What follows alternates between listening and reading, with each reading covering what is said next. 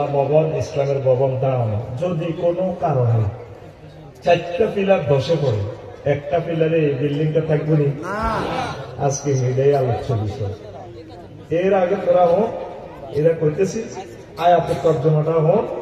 সূরা নহলের 106 নম্বর আয়াতে আল্লাহ বলছে, মান কাফারা বিল্লাহি মিন বাদি ঈমানিহি ইল্লা মান উকরিহা ওয়া কলবুহু মুতমাইন্নুন বিল ঈমান ওয়ালাকিন মান শারাহা বিল কুফরি সাদরান ফাআলাইহিম গাযাবুন মিনাল্লাহ ওয়া লাহুম আযাবুন আযীম।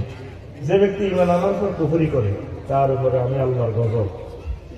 তুমি বুঝি শুনি ঈমান আনা, ঈমান আনি 4 টাকা, তার জন্য প্রচন্ড শাস্তি। ভিতরে বলছে ওয়ালাকিন, তারপরে ইল্লা মান উকরিহা, যে ব্যক্তি মাজবুর হয়ে যদি কুফরি বাক্য বলে, বন্দুকের নল দি এভাবে চোখ খুলিয়ে এলাম, কত আর আল্লাহ কইতে আয় তোর সাজ্জার না, চোখ খুলিয়ে এলে এই ডরে হয় যদি মুখ দিতি কস বলে তুই আর আল্লাহ, অসুবিধা নাই, আল্লাহ কর আমি তোমাকে মুমিন হিসাবে কবুল করবো।